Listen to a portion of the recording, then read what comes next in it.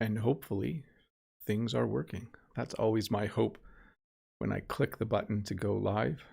It's always my hope that everything is working. 25 seconds, everybody, and we will start the lesson. So just please be patient. I'm just double checking a few things here to make sure everything is working. We'll start in about 14 seconds. Looks like everything's working. We'll start in about 6, 5, 4. I'm going to click in the wrong spot if I do this. Well, hello everyone, and welcome to this English lesson where you get to ask questions and I try my best to answer them. This is always a fun time for me on a Saturday morning. I do really enjoy this. I missed it last week because last week I took a week off, but I am going to continue with that schedule. I will be doing a live question and answer lesson for 3 Saturdays in a row, and then I will take a Saturday off. The Friday morning lessons, like what we did yesterday morning, the Friday morning live lessons, I will be doing pretty much every Friday, barring some other event that prevents me from doing that. But I do need just to have a little bit of a break every once in a while. So thank you for giving me a break last week. I certainly missed doing the lesson, but I also enjoyed my Saturday. Jen and I got many things done around the house and around the farm, and we even were able to squeeze in a little bit of grocery shopping. So it was a very nice Saturday. For those of you who are new here, I'm Bob the Canadian. This is my YouTube channel where I help people learn English. I put a new video out every Tuesday. I do a live lesson on a specific topic every Friday. And on Saturday, you can ask me a question. I don't always get to all the questions. Sometimes I only get through 50 or 60, but there will be a form linked by Todd and Dave in the chat. You can use that form to ask a question. A few rules. I sound like a teacher when I say that, don't I? A few rules before we get started. First of all, please make sure that you keep the chat in English. I don't mind a tiny bit of friendly conversation in other languages once in a while, but the real purpose of the chat is for everyone to practice their English while they're here. So if you don't find me entertaining, hopefully you find the English chat with other English learners fun for you. I just think it's good for everyone if you can practice a little bit of English writing in the chat and a little bit of reading while you're listening to me go on and on. Why don't we get the lesson started though? I'm sure there is a question waiting for me. Let me just double check. Let's see here. First question from Frank.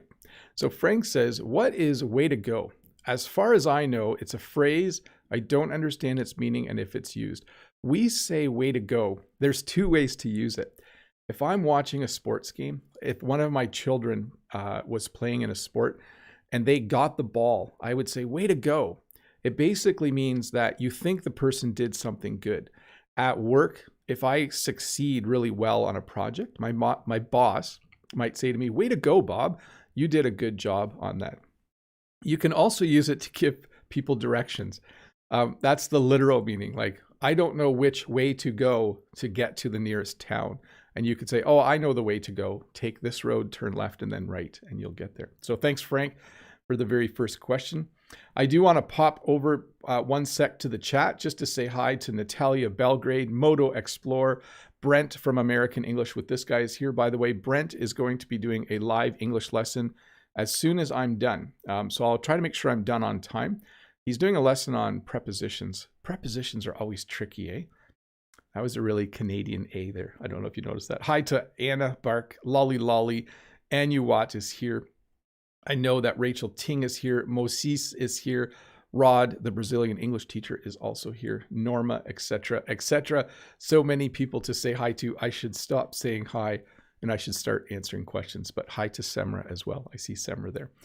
Let me get to the next question. Next question is from Mike. Hi, Bob.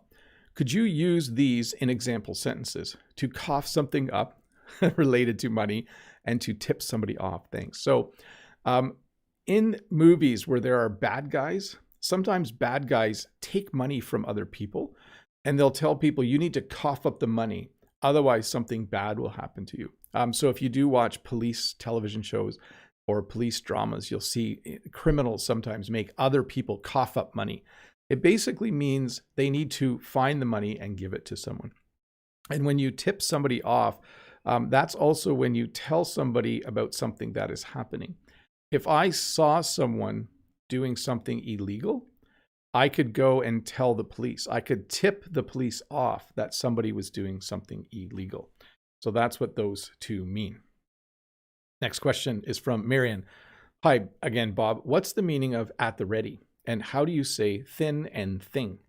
So when you're at the ready, it means that you are prepared to do something. We often use this to describe soldiers. When there are conflicts between two countries, sometimes soldiers are at the ready in case they have to defend the border.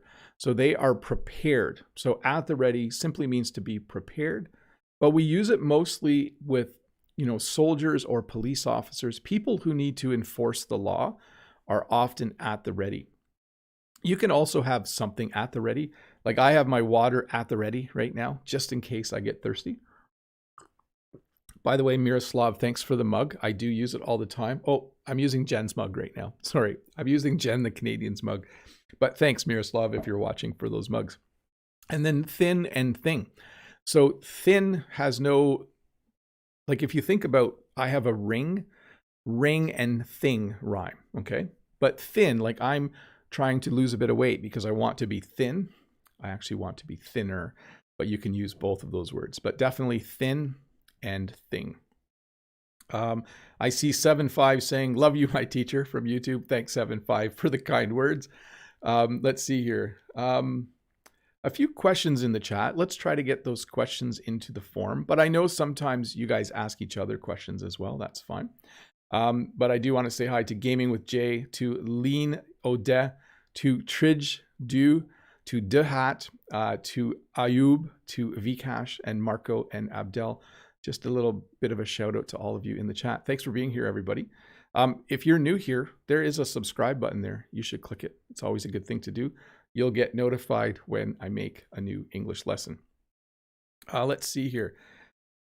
Daniel from Czech. Dear Teacher Bob, do you know anything interesting about the Czech Republic? Thank you, Dan. I know this. I know that Canada has really good hockey players. And I know that certain parts of the world also produce really good hockey players. And sometimes we have to play teams from other countries. So I know a little bit about that you guys produce really good hockey players. But other than that, I have read the Wikipedia page, but I don't know a lot about that part of the world. My dream someday, though, Daniel, would be to visit all different parts of the world, including your country. That would be really fun to go there. Let's see here. Okay, the next question, Eduardo, is a little tricky. It has sexual overtones, so I'm going to skip it. But if you ask the question, Eduardo, in the comments later, I will explain it to you. But it's a little bit tricky. Let's just answer it. I'll just answer it for you. Hi, Bob. Good morning. My question today is, what does it mean, or are they getting off on it? I saw that in a short film and I don't understand. Thanks in advance. So it has sexual overtones, but it means to be excited about something. I wouldn't recommend using this phrase. It's very informal. It's somewhat slang. But when you say someone is getting off on something, it means they're enjoying it, but not in a good way. Okay? So I would leave that as a phrase, not required learning for people learning English. So now you kind of know. You will hear it in TV shows and in movies for sure. Let's see here.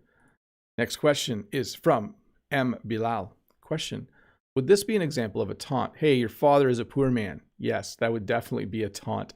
It would be insulting. It would be rude. It would not be a kind thing to say. And then question 2, what is the meaning of getting worked up?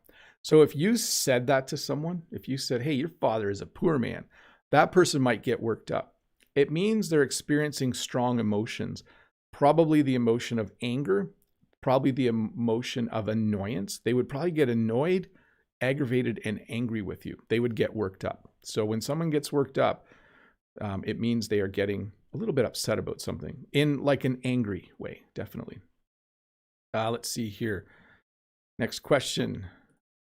Brand says, how can I pronounce how'd, ended, and that'd? Cheers, Bob. Let me use them in sentences. Okay, how'd you do? How'd you do yesterday? So if someone was in a race yesterday and I was curious about how they did, I could say, hey, how'd you do yesterday? So you notice I'm saying, how'd you do yesterday? Very much mushing my sounds together. And then let me see. Yeah, I'm trying to think about it'd because I don't think I say that a lot. It'd be nice. Yeah, here we go. It'd be nice if people were kinder to each other. It'd be really nice. Wow, that's a weird sounding thing, isn't it? It would be really nice. It'd be nice if people were kind to each other. There you go. And that'd be a good thing. Okay. That would be a good thing. That'd be a good thing. Okay. There you go. Those are sounds that I make all the time, and it's really hard to think of examples of them. That'd be a good thing to write down. There, I just used what again. Let's see here. Next question from Athanasios. Hello, Teacher Bob. Hello, Ontario. Thanks, Athanasios. By the way, Athanasios, winter is back. It's -4 and it's supposed to snow today. I have to make a short video today. It might be snowing while I do. Teacher, how do you use the word prolongation in a sentence? Thank you very much. When something goes longer than it needs to, we would say that it's a prolongation. It's a very formal word though, and we don't often use it, Athanasios. I would more likely say that something went longer than it was supposed to. I know that's more words, but that's definitely what I would say. Let me just do an audio check here, everybody. Give me a sec. Yeah, there we go. Yeah, it's an extension of something. Very formal sounding word, very formal and business-like. Let's see here. Okay, I'm going to skip the next question.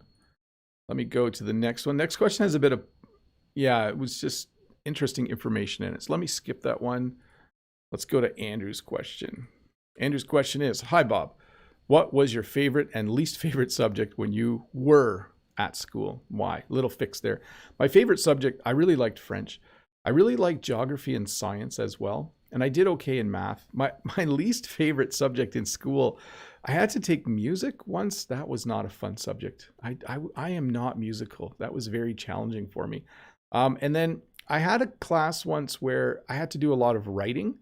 And I like writing now, but when I was in high school, I didn't enjoy writing too much. I think it was called Writer's Craft. That was not an enjoyable class. I had to write 7 papers in one semester. That was not a fun class at all. Let's see here.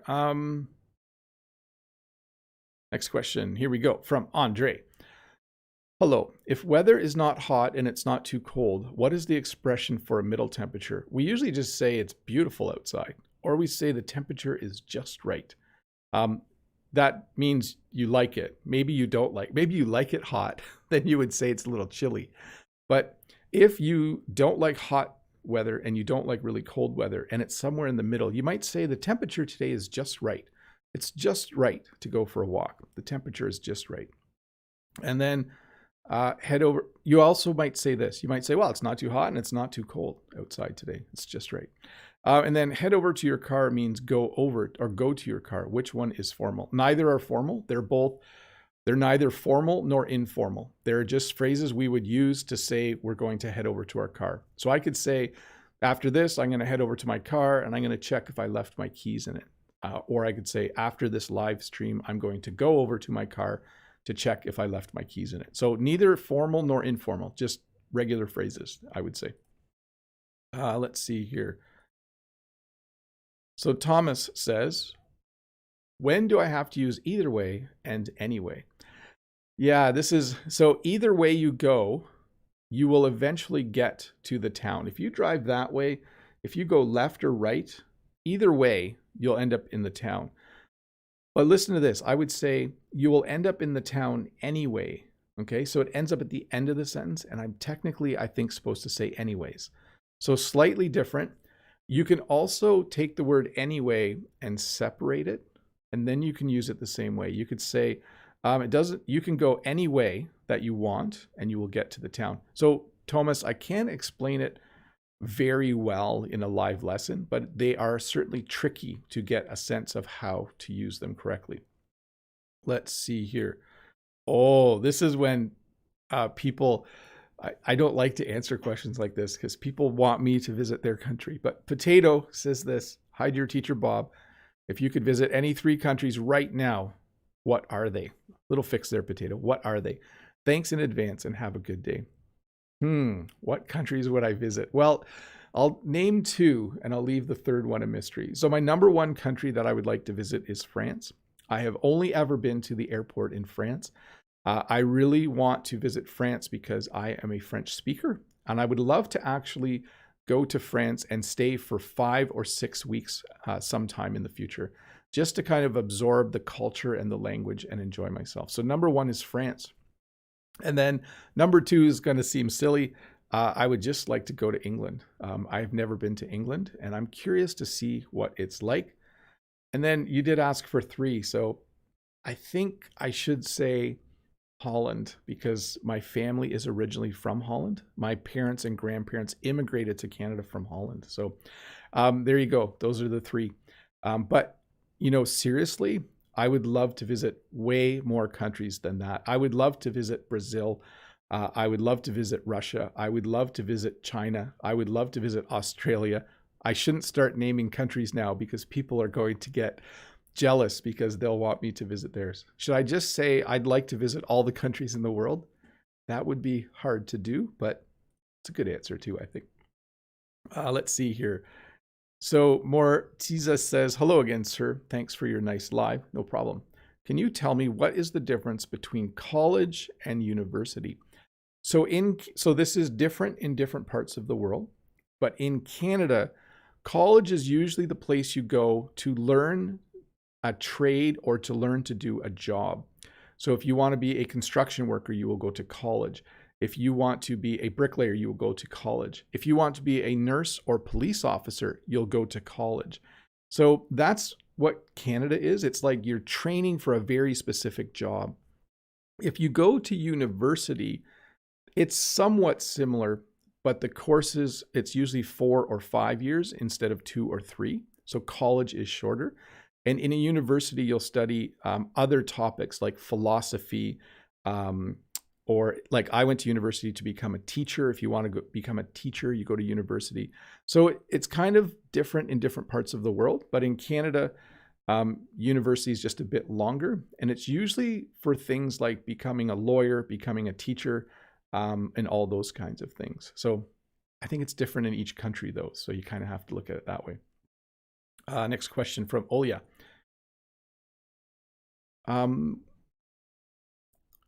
Okay, I'm just going to say this. Which is correct? To say in my sister's house or at my sister's house or on a rainy day, and then the last one's wrong, so I won't say it. So first of all, you can say in my sister's house or at my sister's house. I could say, I left my hat in my sister's house, or I left my hat at my sister's house. The second one sounds better, but both are correct, okay? You could say, I went to my sister's house and we were going to eat outside, but we ended up eating in my sister's house. I think at means the location you're going to, but in specifically means you were in the house. Because I could say, oh, I stopped by my sister's, and while I was at my sister's house, I talked to her. That doesn't mean I was in her house. I might have been outside her house. So at is a little more general, I think. And then on a rainy day. Yeah, on a rainy day, I just stay inside for sure. And the last one within is not correct, so I'm not going to say it out loud. Let me check my time here. Good. Fabio says, hi, Bob. What's the difference between the verbs puff and huff? How and when should I use them? Thanks a lot. Well, the only time I can think to use these is if you're reading the story, The Three Little Pigs. And then I think the big bad wolf, he huffs and he puffs and he blows their house down. Or you might be reading the story of Puff the Magic Dragon, where, but we don't use huff and puff very often in English. Let me think about, because you can puff on a cigarette, we might use it then. And you can get huffy with someone, which means you're getting a bit angry with them.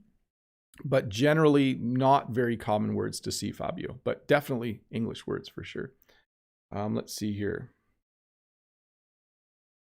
I just want to remind people in the chat, I do appreciate kind comments, but if you do have a question, please use the form to ask it. And I will be honest, the form is links to a spreadsheet and it's getting fairly full. So we'll see how many questions I can get answered. I might not get through all of them. And then Brent says, huff and puff, huff and buff. Totally Three Little Pigs. Love it. So Brent, I think, mistakenly used the word buff. So buff is a little different. I think that's either a typo or he's being funny. Maybe both.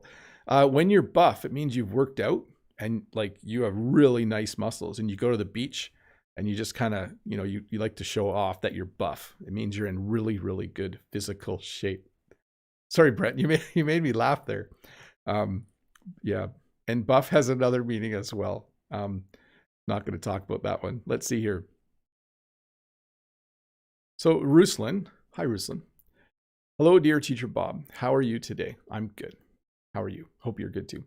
Sir, could you advise a TV series to watch for listening skills? Best wishes, sir. You are the best. So there's two things I would recommend. Number one, any English TV show is good for your listening skills. So find a show that you are really interested in. I really love watching documentaries. So that's something I would watch. Other people might like watching old episodes of Friends.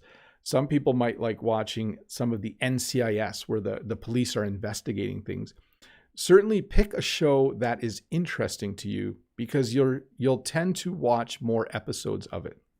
The second thing I would recommend is I just highly recommend reality TV. I don't think it's the best television, but it is an excellent way to hear authentic English speech. And again, the reason is because when you watch a show like Friends, there's a script that the actors memorize and then they say their lines. When you watch a show like The Amazing Race or Big Brother or Survivor, they're not scripted conversations. They're real conversations, even though the show is kind of, I don't know, I don't find them that interesting, but it's definitely very real conversations happening. So Amazing Race is great. I don't think they're making episodes right now because of the pandemic, but hopefully they will be able to do that again. Sorry, I just got a little error on the screen. Let me check. Yeah, we're good. Everything's working fine. Let me see. Next question is from Linyun. When you host a lecture, how can you get started and introduce yourself or introduce the lecture? Could you please give us an example? Thank you, Bob. So it depends who I'm talking to. If you're talking about my classes at school, I start by saying hi to students as they walk in. If it's a Monday, I might say, oh, I hope you all had a good weekend. And generally for me, because my classes come one after each other, I'll then remind students of what we just did, and I'll explain what we're going to do. If, however, I was talking in front of a group of people, if I was asked to speak somewhere and give a lecture, I would probably start by making a few light-hearted comments. Light-hearted comments are kind of like jokes that are very appropriate. So not bad jokes, that would be a mistake, but I would probably start with some light-hearted comments if I was speaking to people, just to get people to like me a little bit and just settle down and relax a little bit. So let's see here. Next question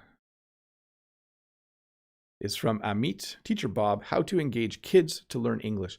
Well, depending on their age, Amit, the first thing I would do is find an English television show that's appropriate for their age.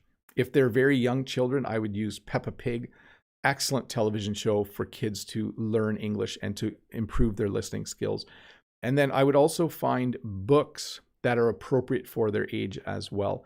And so even for teenagers or kids who are 8 or 9, whatever age, you can always find TV shows and books that are designed to be very interesting for them. That's what I would start with for sure.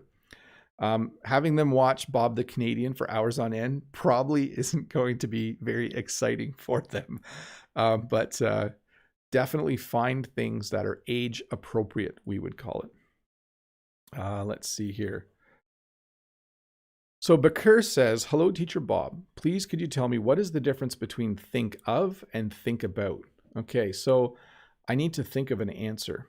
Okay. So when I say I need to think of an answer, I'm looking for a very specific answer. Okay. I need to think of an answer before I can give you an answer. But if I say, let me think about it, that might take longer. It's similar, but it's kind of a more general thinking, I guess. And then let's back up a little bit. When you're talking about a person, I would generally say think about. If I go on a long trip, I often think about Jen because I really like her and I'll think about her when I'm on the trip. But you could also say it's good to think of other people. Yeah, it's tricky. They're almost interchangeable back here. You could probably get away with using them interchangeably in some situations and no one would notice. Yeah, that's the more I try to answer that, the trickier it seems, for sure. It's an example of when I don't give a very specific answer. Sorry about that. Gizmo says, hi, Teacher Bob. Hi, Gizmo. How are you? I'm good. I hope you're doing good too. What is the difference between exception and exemption? Thanks and have a good day. If I make an exception, so from a teacher's perspective, if a student hands something in a day late, I can make an exception for that student and not mark it as late. But an exemption is usually an earned thing. If a student gets a high enough grade, they might have an exemption from taking an exam. So it's very different. An exception is something someone might grant once or twice. An exemption is when you know if you do certain things, you won't have to do something else. So the best example I can give is school. When I was younger, if my grade was above 90, I would be given an exemption and I didn't have to do the exam, okay? Whereas an exception would be more something like me saying, oh, I broke my leg, so I couldn't finish the project, and the teacher might give me an exception. There we go. Let's see here. Yeah, so this is from Annie. Hi, Mr. Bob. How would you say someone has to have some distance from something, social or emotional? I heard it with the word shun or shunned, but I do not know the correct phrase. So shunning is something that people do to other people, and it's not a nice thing. It's an older word, but we do still use it sometimes. We would probably say left out or ignored. But when you shun someone, if there's a group of 5 people and 4 people do a lot of things together and they never invite the other person, you could say they're shunning that person or that person is shunned. I think what you're talking about, though, if someone wants to be away from other people, if someone has friends that aren't nice and they want to spend, we would just say they need some distance or they need some time. So sometimes in a relationship, one of the people in the relationship will say, I need some space, or I need some time, or I just need some distance from you, okay? And all those refer to their social or emotional state and their need to be away from that person, okay? So hopefully that made some sense. Let's go to the next question. Grammar question next, so I'm going to skip that one. Let's see here. See if I can sort this one out. Chico says, hello, what is the difference between to be exposed or to undergo? So I'm changing the question a bit, Chico, just so you know how to use one phrase and to have something in common, stay healthy. So when you're exposed to something, it means you were close to it. So right now with COVID, if you are in the same room as someone who has COVID, we would say that you have been exposed, okay? You've been exposed to it. Same with if you work somewhere dangerous that has bad chemicals or radiation, you can be exposed. It means you were close to it. But when you undergo something, it means that something happened to you. Usually we use this when talking about surgeries. Like sometimes people undergo heart surgery. Sometimes people undergo corrective surgery. Sometimes people undergo certain things in order to get better, okay? So slightly different. Hopefully I made some sense there. Let's see. Margaretha says, hi, Teacher Bob. I'm just curious if you've ever used any of these words that I found in a British cooking book or cookbook. Crouton, yes. Courgette, we definitely, I think we call zucchini courgette. Mortar, I think that's something, it's a round stone thing that you put spices in, and then you have a mortar and pestle. I don't know which is which though, but you use that. Monchtout, no. Caraway, yes. Oat groats. No, we don't have oat groats here. I think that's the outside of the oats. Anyways, interesting. I do think courgette is a French word, and I think it means zucchini. I'll have to double check though. Let's see. Next question from Moro. Hi, Bob. Nice to see you. You too. What's the difference between I'll talk about that topic and I'll be talking about that topic? Thanks. It's simply a choice of words, or it's just a different way of saying it. In English, when you're speaking, there isn't always just one way to say what you want to say. Sometimes we like to play a bit and be a bit creative, and we'll choose slightly different verb tenses, but this means exactly the same thing. Today, I'll talk about that topic. Today, I'll be talking about that topic. It means exactly the same thing. Yeah, for sure. And I don't know why we do that. We just do. So, hey, give me one moment here. I need to make a small change. We need to go to the live chat settings, and I'm going to hit save there. So right now I have turned on members only chat. If you are new here, there's a few things you can do to help me keep making good English lessons on this channel. Number one, it's completely free to subscribe to the channel. Please do that. Thumbs up are always awesome. But if you feel that you want to thank me, if you want to go one level more, there is a join button below where you can help support the channel. You can support the work that I do. And so if you do want to do that, I appreciate it. And I just want to say thank you to all my members. You guys are awesome. It's always fun to see a new member every once in a while pop up. It makes me happy. So thank you. So again, if you are a member, you can ask questions directly in the chat right now, and I will be incredibly happy to answer them. Let's see here. Let me get another question from the form while we're waiting. So the first question, SL Lanka says, hi, Bob, what's the meaning of apocryphal and red herring? Thank you. So when something's apocryphal, it's like the end times of the world. Okay. It's kind of a funny saying. Let me look up the exact definition so I don't stray too far here. Apocryphal. I don't even know how to spell it. It's not a word we use very often. Let's see here. Yeah, interesting. There seems to be a lot of different definitions of it. A statement of doubtful authenticity. That's not the definition that I know. I'm going to skip that one. You guys should look up apocryphal because I think I have a different.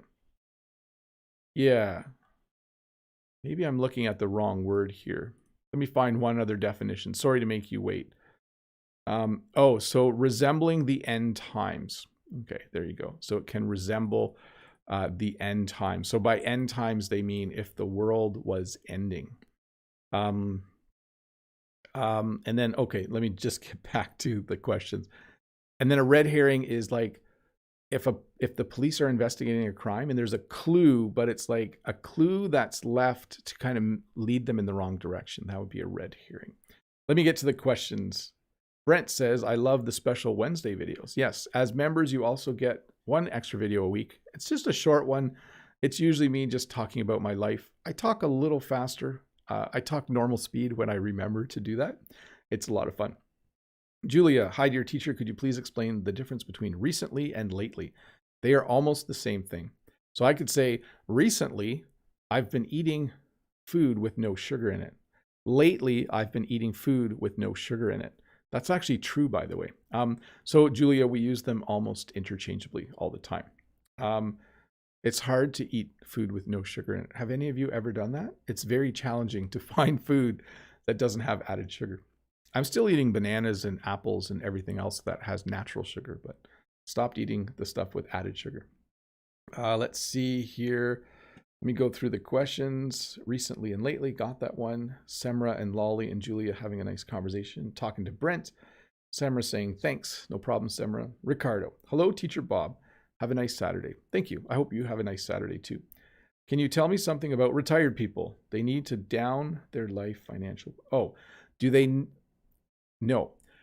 Sorry, I don't mean no. What you want to ask is their quality of life lower, or is their financial quality of life lower? And the answer is usually no in Canada. Generally, people save money for retirement, and there is a pension from the government. It's not very much, but there is a pension from the government. So for someone like my mom, when my mom retired, her quality of life didn't change. Okay. She has a fairly nice car. It's 7 or 8 years old. She has a nice small house in the local town where I work. And so, no, generally in Canada, when you retire and when you're older, you generally have a fairly normal life, similar to what you were doing when you were working. Julia, I'm good, but not very accurate today. Julia, I had that a couple weeks ago. I was speaking French with my friend, and I could hardly get the right words out. And then 2 days ago, I spoke with my friend again, and it was really easy to speak French. It's funny with languages, eh? Let's see. Natalia Belgrade. Hello, Bob. How are you? I'm good, Natalia. I hope you are doing well. How is the situation with the vaccine in Ontario? Could you please explain the difference between the phrases? It struck me and under a great impression. Okay. First of all, the vaccine, we ran out of vaccine 2 or 3 weeks ago. Well, not ran out. We didn't have very much. And then just last week, and I think a little bit the week before, bigger shipments have come in. So more and more people every day are getting vaccinated. But I think Canada is not very far along. I don't think we have as many people vaccinated as the United States or Israel or some of the other countries that are in the lead. I think we have about the same number of people vaccinated as most European countries. So it's here, it's getting better and better every week, and hopefully things go well. When something strikes you or when it makes an impression on you, I think that's what you're talking about, Natalia. It means that it's something very memorable, okay? So if I say, oh, it struck me yesterday that people were driving a lot faster, okay? Or you could say, people were driving a lot faster yesterday and it made an impression on me. It means you remember it really well. Moto Explorer. Hi, Teacher Bob. I hope you are doing well. I am. If the contraction with I have is I've, what would I had be? It'd be I'd. Okay, so I've been to France once, but only at the airport. And then let's see here. The other day, no, yeah, sorry, it's not I'd. I'd is would, like I'd rather not, I would rather not. I had fun. I don't think we contract that one, Moto. I don't think we do at all. I had fun the other day. I had a good time. I had too much pizza.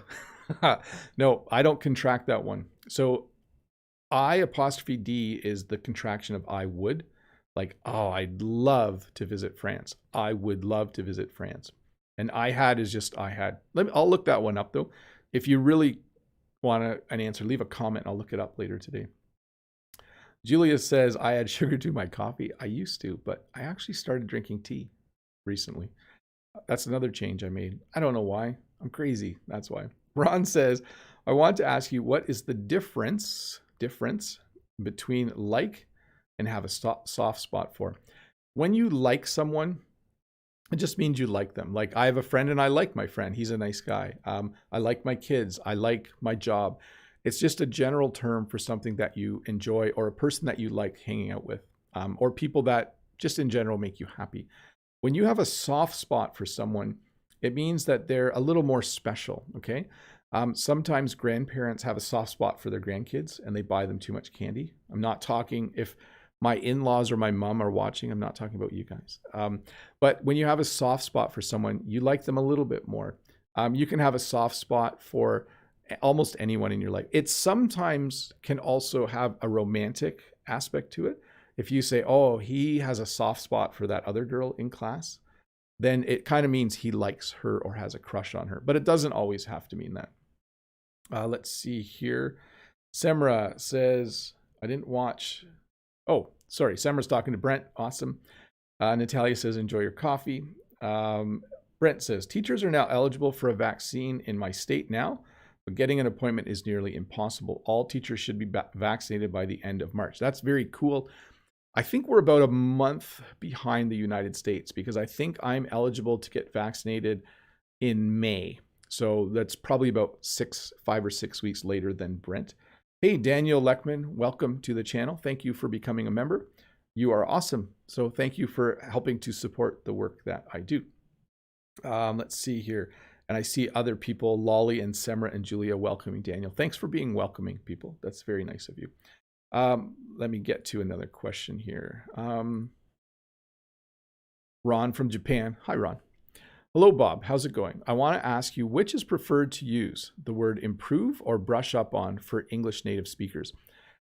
So before I started speaking French every week on Zoom, I wanted to brush up on my French. I would use brush up whenever you want to quickly improve a skill before you start using it again. If I was to go play hockey next week, I might want to put my skates up and just brush up a little bit. I might want to brush up my hockey skills. So I would use that whenever I'm going to use a skill, okay? So often English speakers, they'll want to brush up a bit before they have an English conversation. But improve is a general term over a long period of time. Like I speak French every week because I want to improve my French.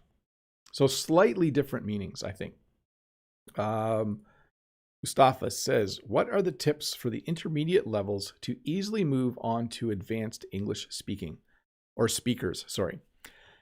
Well, that's a good one. Well, certainly if you are at an intermediate level in any language, the way forward is to increase the amount of time you spend studying that language. And it's also important that you start to spend time doing things you don't normally do in that language. So let's say you read a lot in English, you watch a few TV shows, you talk to someone once a week in English, and you write a journal. That's all really, really good. But maybe you don't listen to music. You should start listening to music. Maybe you should find a second person to have English conversations with. And instead of talking to one person for an hour a week, talk to two people for half an hour each. Because talking to two people will bring a different flavor to what you are learning. I think it's the same as training. Whenever you want to get ready for a sport, you have to do things for exercise that help you get ready. The same would be if you want to get to another level in a language, for sure. Let's see here. This is from Rod, the Brazilian English teacher. Hi, Bob. How are you? No question. I just want to wish you a nice and wonderful weekend. Thanks, Rod. I wish you and your family the same. Thank you very much. Thanks so much. Thank you so much. Stay safe, you all. Awesome. Thanks, Rod. By the way, I think most of you know this. Rod is also an English teacher. He has a YouTube channel. You should check it out at some point. Oh, and I did want to mention again, Brent. So if you look in the chat and you see American English with this guy, that is Brent. He is a teacher from Maine.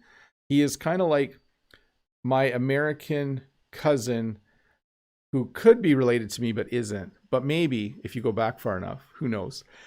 He's a really nice guy. He's doing a live lesson at the end of this lesson in about 18 minutes. So you might want to jump over there if you want to continue learning English today. And anyways, thanks, Rod, too, for that comment. Let's get to the next one. Anna says, hello, Bob. Could you tell us what is the difference between fake and artificial? For example, fake Christmas tree, but artificial island. Thank you very much. So fake is a very informal, almost slang way to talk about something that isn't real. Okay, so you can have a fake Rolex watch. You can have a fake Christmas tree. But sometimes we use the word artificial. You wouldn't use the word artificial to talk about a watch. You would say counterfeit. But you could say a fake Christmas tree or a fake island or artificial island or artificial Christmas tree. So it might just be a matter of learning which word to use with which. Fake is a word that's thrown around very easily. We have fake news, you have fake watches, you can buy fake Gucci handbags, you can buy fake Christmas trees. But there are somewhat more formal terms sometimes that you can use as well. Let's see here. Nazli says, hello, Teacher Bob. My question is, what is the difference between approximately and almost? Thank you. So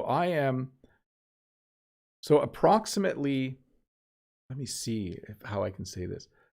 Let's say I'm making a cake and it says to put in approximately 1 cup of flour. It means I can put in a little less than a cup or a little more than a cup, but I need to be fairly close, but I need to put in approximately a cup.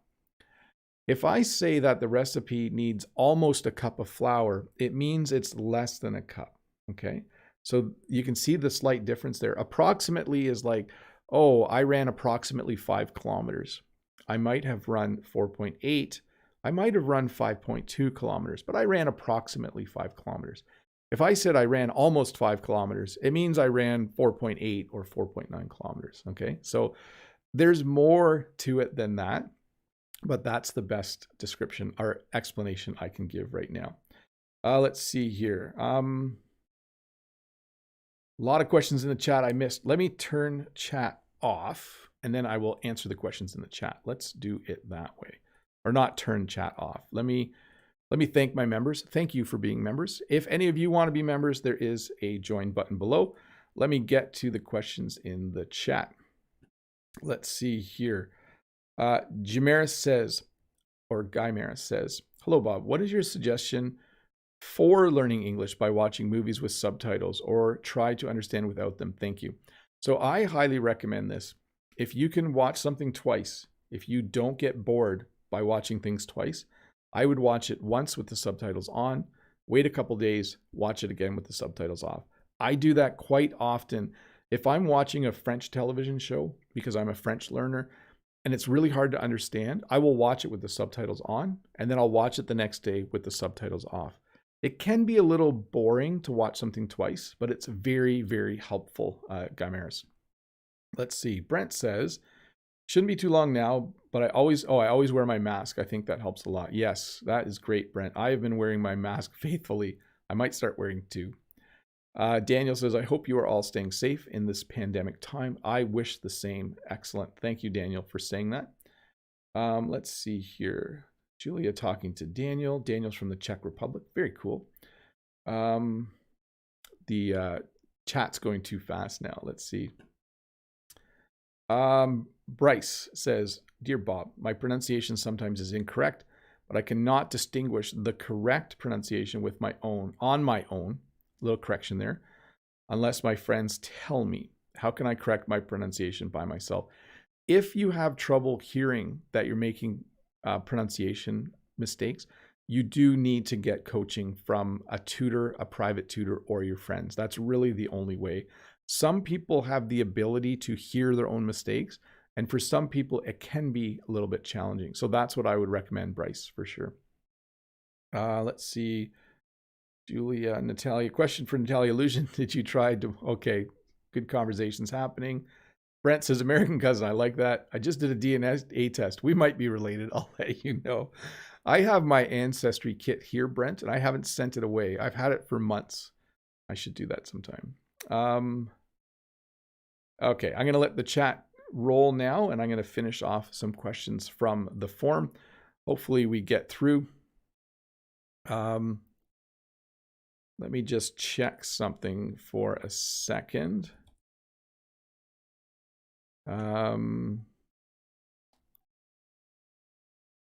Sorry to do this, people. Just sometimes my computer. Oh, now you can see me pull my earbuds out.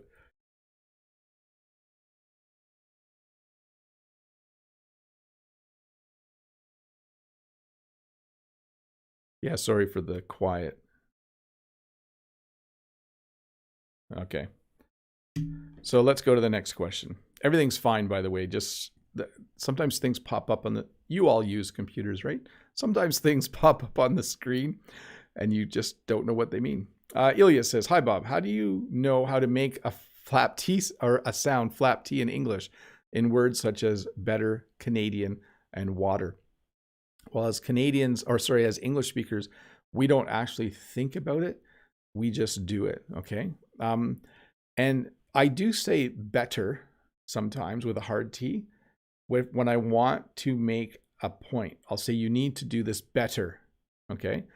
But 99% of the time I say better, and 99% of the time I say water.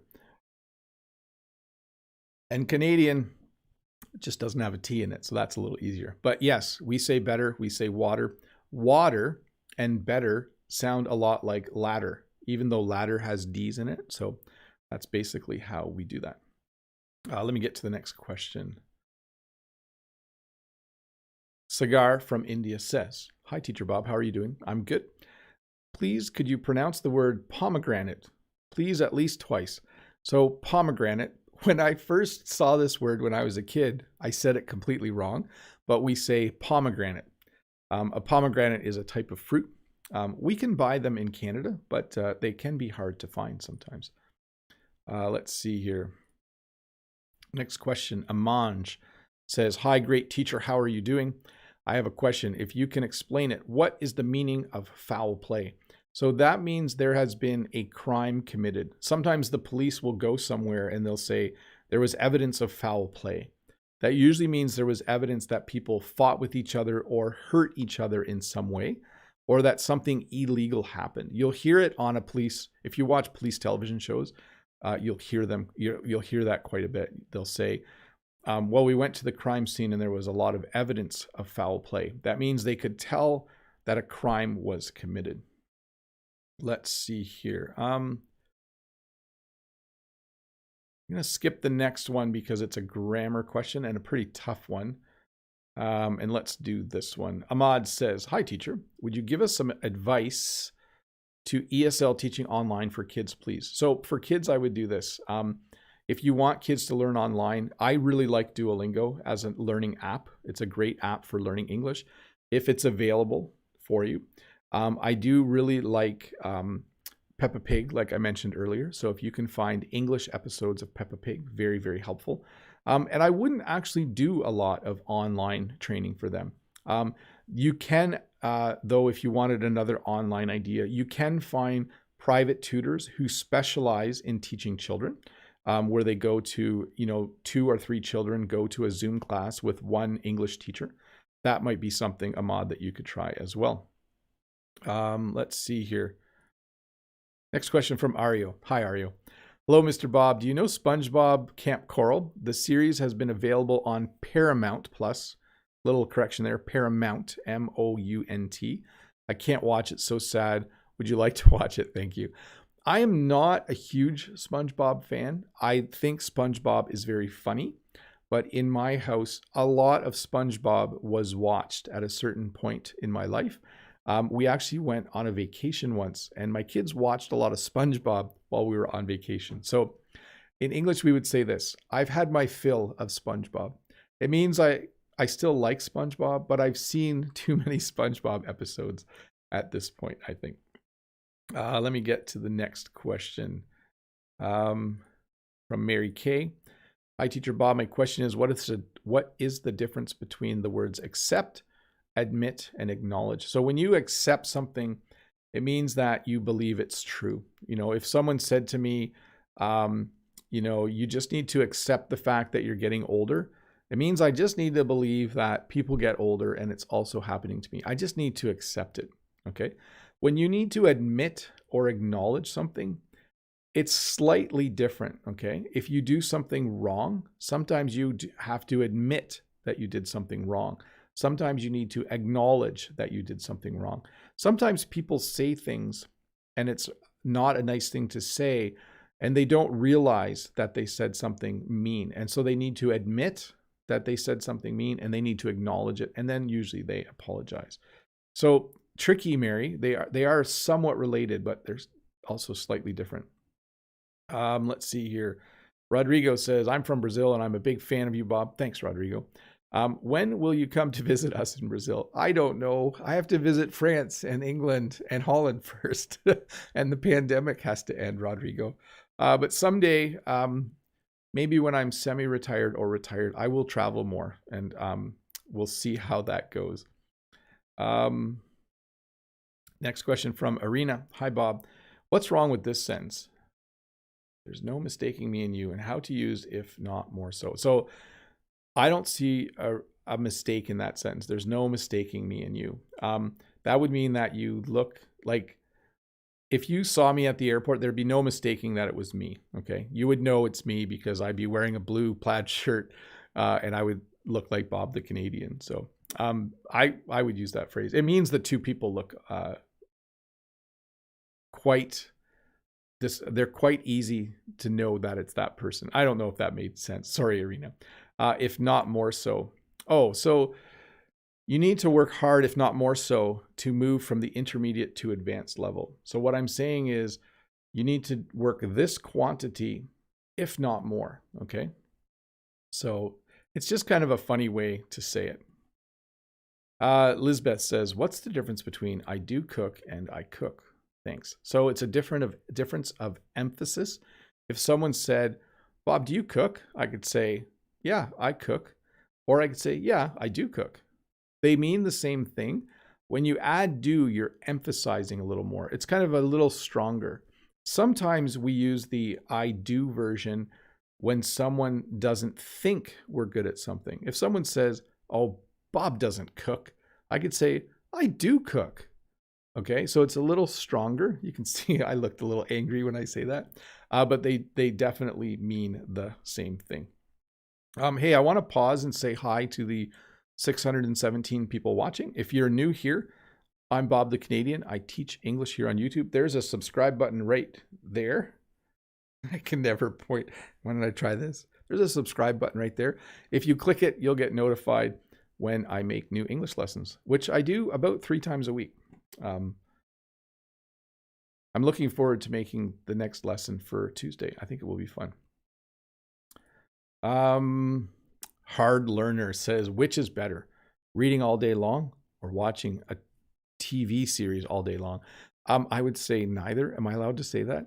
If I had a whole day, if I was learning English and I had a whole day to learn more English, I would split it into 6 parts. And I would spend an hour watching TV, an hour reading, an hour writing about what I had just watched and read. I would spend an hour talking to someone in English if I could find someone.